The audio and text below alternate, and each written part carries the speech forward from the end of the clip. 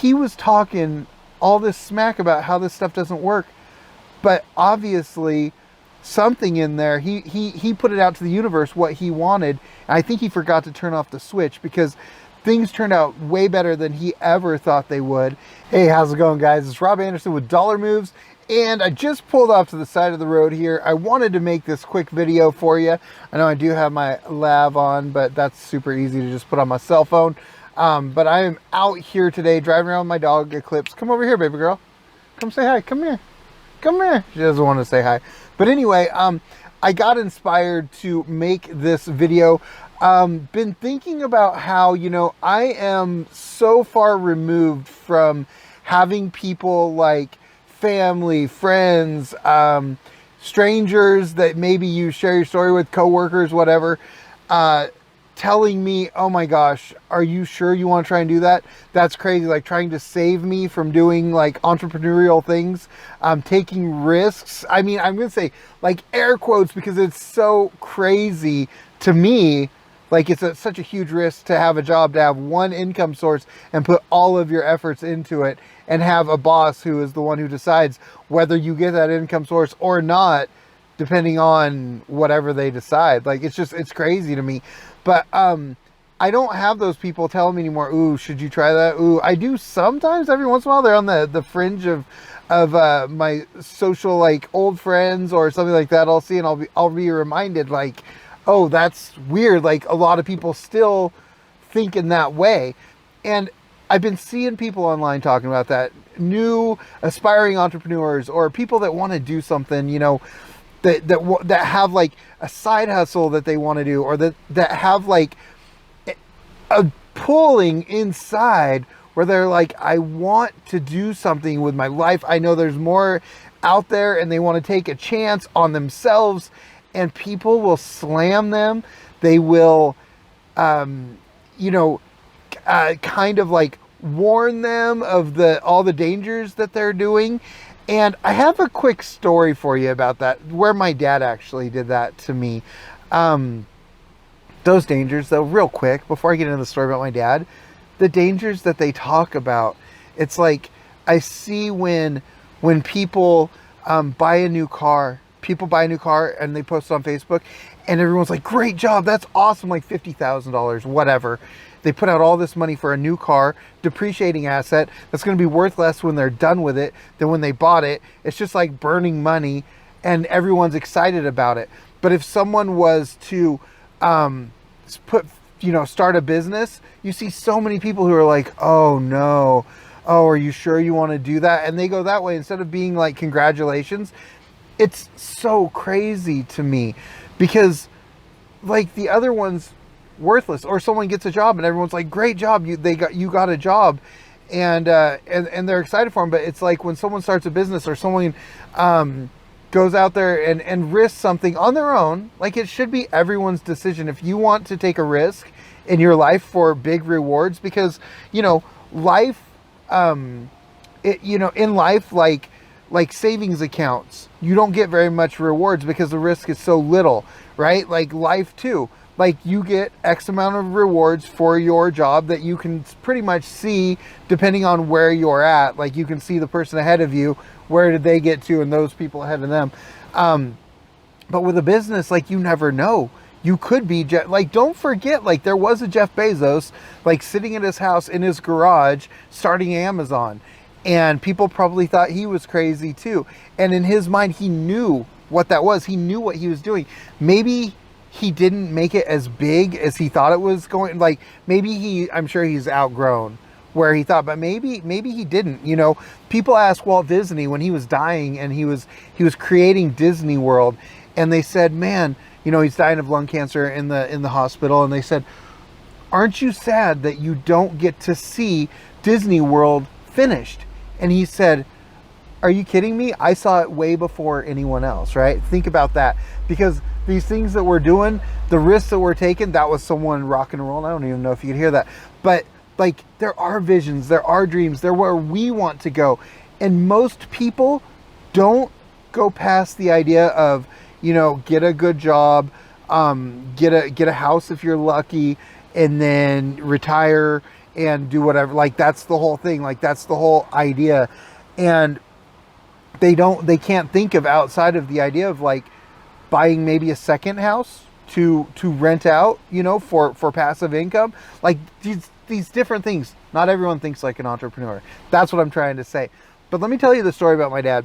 So there was a really, really tough time in my life in my 20s, and just really bad. Like I had lost a job during the recession. I had 2 cars that I was like, how am I going to make these payments?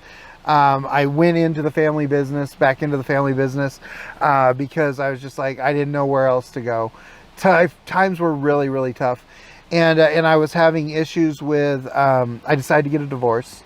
And so it was really hard times, you know, emotionally, mentally, and everything. And so I was working in a labor job basically, and I could listen on my headphones to audiobooks and things like that.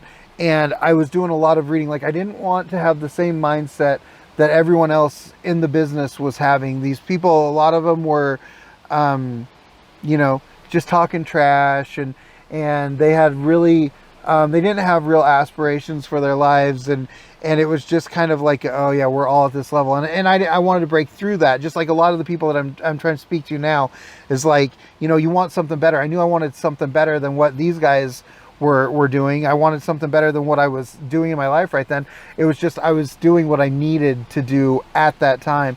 And so I was also reading books like 7 Habits of Highly Effective People. Like, I was reading so much. I read the autobiography of Benjamin Franklin, like all these things, just trying to bring myself up, but I felt so down and I felt so bad. And it was so hard to believe that there could be some kind of higher place that I could be going to.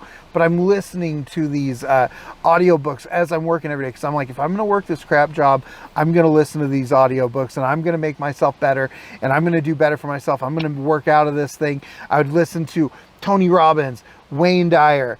I would listen to just so many speakers, and really these people that I was listening to in my headphones became kind of my friends and my mentors, my virtual mentors. Well, so my dad pulls me to the side one day, and he's all, you know, son, I know that, let me first say that he really wanted me to continue working at this business, and I was trying to change my life and get out of there, and he saw that. So, and I'm a very hard worker, and I get a lot of stuff done, and I was basically running his shop for him, and so, which I'll talk more about in a second. But so the day-to-day operations he didn't have to deal with, because I was taking care of that there.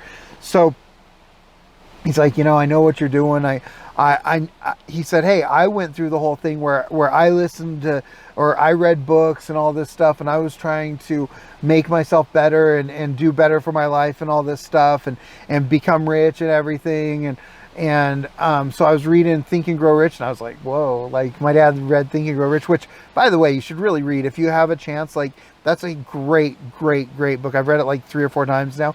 But he's like, you know, I read Think and Grow Rich, which kind of perked up my ears. I was like, oh, really? Okay, now we're talking. And he's like, you know, and I believed all this stuff in it. And he was like, and you know, and so I read about it, and it talked about how you should go to your boss and tell him what you're worth and do all this. He's like, so I did that. And I went and I told my boss how all I was worth and everything. And he was just like, if you want to leave, you can leave. Like, he's like, I'm not giving you a raise. And so my dad was like, basically, he's like, I threw the book out. He's like, this stuff doesn't work. Well, I was just so down. I was like, man, you know, I'm stuck in this place. I'm stuck in this job. And I just, it didn't work for my dad. It's like, people don't believe in me. They think I'm the crazy guy listening in my headphones every day. And, you know, while I'm working this really crap job, getting dirty every day, working hard, being exhausted at the end of the day, you know, just trying to find some happiness, trying to make my life better. And I'm like, it didn't work for him either. And it's so hard. It's so hard to see that hope on the other side. And I thought about it. I was like, wait a second. Later on that night, I was sitting there and I was like, well, you know, he said that didn't work for him, but he didn't want to have, he just wanted to have a job like he wasn't trying to be a business owner, but we were sitting on his 26 acres that had 2 houses on it and his shop, his business, and it overlooked a lake. So this beautiful 26 acres that he lived on. And as I said earlier, I was running the day-to-day operations. I was like, listen, if you just stay out of our hair, I will make sure that everything gets taken care of during the day and you can go do what you want. And so every single day he would be down at the lake I was telling you about that you could see from up on his mountain. He called it his mountain. He would go down to his 26-foot yacht that was moored in the lake and go play on that all day long. So, you know, he was talking all this smack about how this stuff doesn't work, but obviously something in there, he put it out to the universe what he wanted. And I think he forgot to turn off the switch because things turned out way better than he ever thought they would. And I'm sure that mind shift was one of the big things that did it. So I just want to tell you, like, people are going to try to help you on things that they don't know about, things that they don't understand, things in the universe that they don't understand. And you've got to not listen to that, and you've got to follow your heart and do the things that you know are right. Do the things that you're being called to do. Invest in yourself. Invest in yourself here. Invest in yourself here. Invest in yourself monetarily, because you only have you, and you know what's right for you. You know what's right for you way more than what someone else knows. And so I'm so grateful for these virtual mentors that put all their information out there for me that I could listen to every day. I was going to school in my mind. I'm going to get better. And a lot of stuff worked. A lot of things in my life have come true and have happened that I would have never imagined, or that I could have only hoped for. And it's just getting better. And so I'm super excited, and don't let those other people let you down. If you like this video, subscribe to the channel, obviously, but like, save this video and listen. Take this video for those times when you are feeling down. Hopefully it will inspire you to know that, everyone's gone through hard times. It is difficult. There will be hard times in life, especially when you march to a beat of a different drummer. They say most people live lives, Henry David Thoreau said, that's another Henry David Thoreau one actually, most people live lives of quiet desperation. And most people don't understand the things that you want to do, the life that you want to have. Most people would rather help other people to build their dreams by working someone's job than to go out there and risk it and work their own. So you're on the right path. Follow your heart. Follow what you know you were put here to do. You were put here to make this world a better place, and in a way that only you can do. So I hope that this video inspired you. I hope that it's one that that you watch again in the future when maybe you're feeling down, maybe you're feeling low, maybe you start to question, should I be doing this? Does this even make any sense? Because back then, like, my dad was trying to help me, and it was almost a thing that stopped it for me. But luckily he had great results on something that he didn't even realize helped him so much. So thanks again for watching, and I'll see you on the next video. Take care.